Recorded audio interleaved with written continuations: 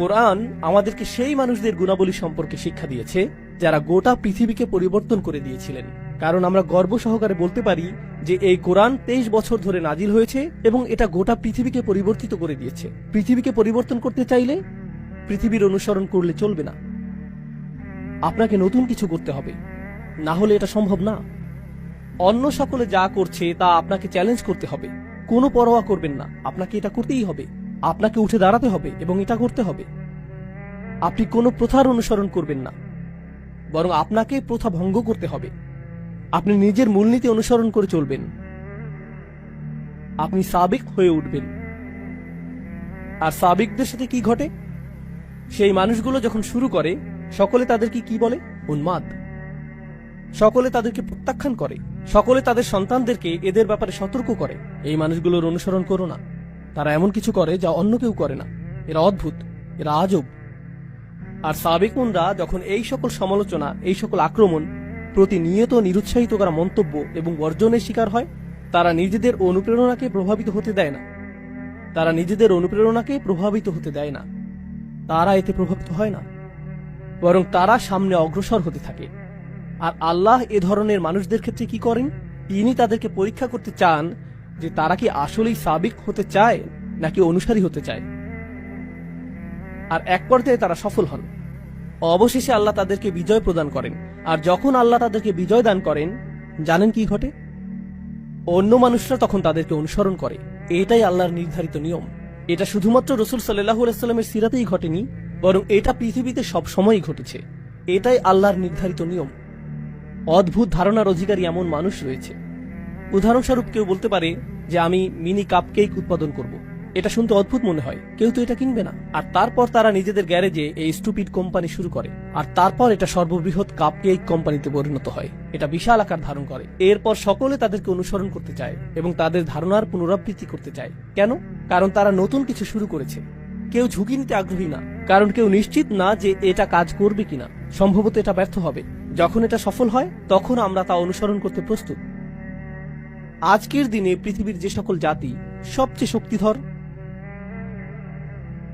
যে সকল জাতি অর্থনৈতিক দিক থেকে সবচেয়ে শক্তিশালী, সাংস্কৃতিকভাবে শক্তিশালী, কৌশলগতভাবে শক্তিশালী, সামরিকভাবে শক্তিশালী, তাদের সকলের মধ্যে অভিন্ন একটা জিনিস আপনি পাবেন।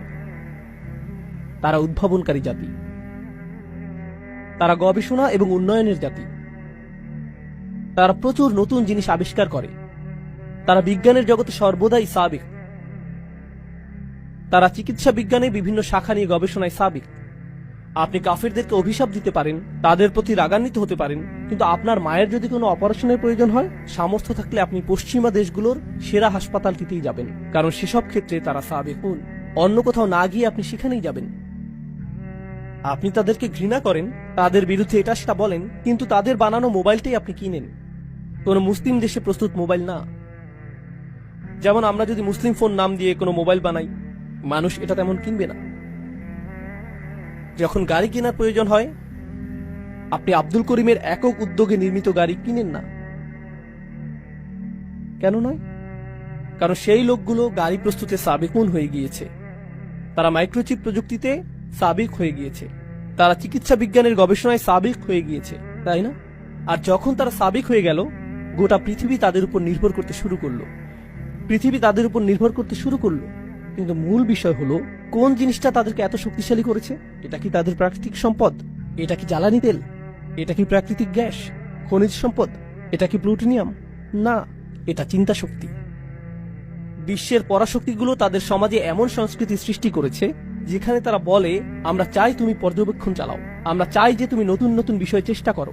যদি তুমি অকৃতকার্য হও, আবারও চেষ্টা করতে থাকো যতক্ষণ পর্যন্ত সফল না হও, আর আমরা এজন্য তোমাকে অর্থায়ন করব। এটাকেই তারা বলে রিসার্চ অ্যান্ড ডেভেলপমেন্ট। এটাই তারা করে। আর ধারণাটি এতটাই শক্তিশালী যে জ্ঞানী মুসলিমরা সারা পৃথিবী থেকেই, পাকিস্তান, বাংলাদেশ, সিরিয়া, সৌদি আরব, সারা পৃথিবী থেকেই যখন তারা কোনো বিষয়ে প্রকৃত গবেষণা করতে চায় এবং তারা সামনে অগ্রসর হতে চায়, তখন তারা কোথায় যায়?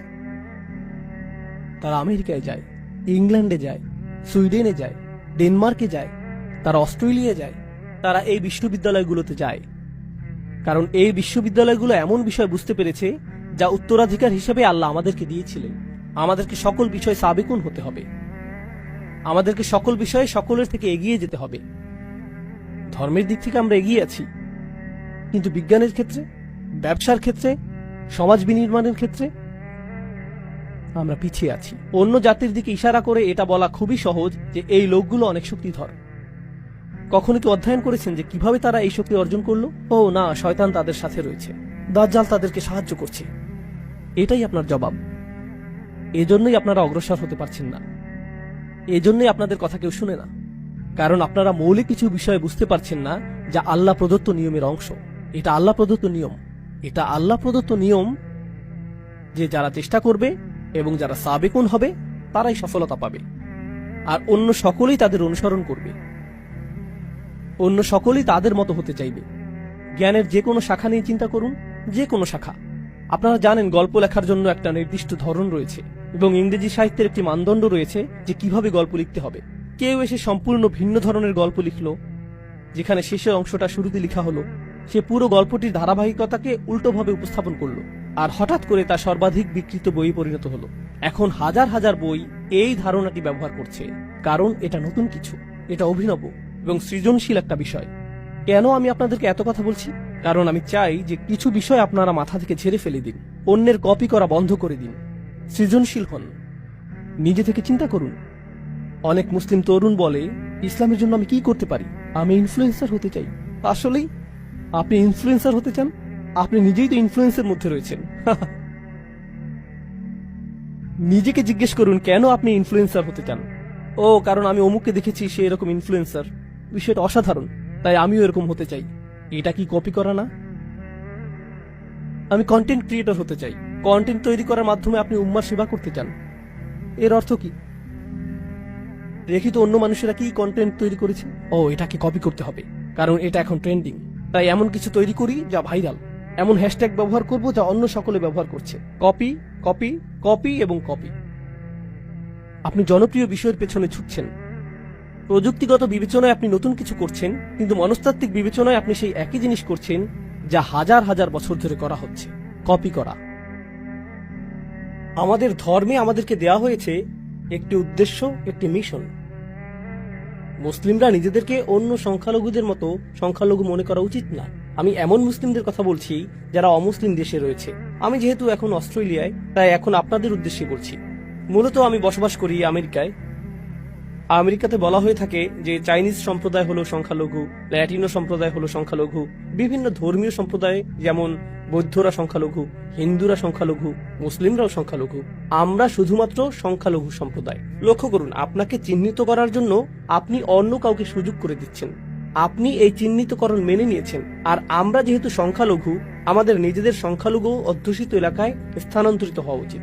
আর তারপর সেখানে আমরা এমন সব কাজ করি যা আমরা সব সময় করে থাকি, তাই না? আমরা বড় চিন্তা করছি না। আমরা এমন চিন্তা করি না যে কিভাবে আমরা এমন আদর্শ মুসলিম হতে পারবো এবং এমন আদর্শ সম্প্রদায় পরিণত হতে পারবো যেখানে অমুসলিমরা এসে বলবে যে আমরা এখানে বসবাস করতে চাই, এই এলাকায় স্থানান্তরিত হতে চাই, আমরা এই মানুষগুলোর কাছাকাছি থাকতে চাই। জানেন সাধারণত কি ঘটে যখন মুসলিমরা কোনো এলাকায় স্থানান্তরিত হয়?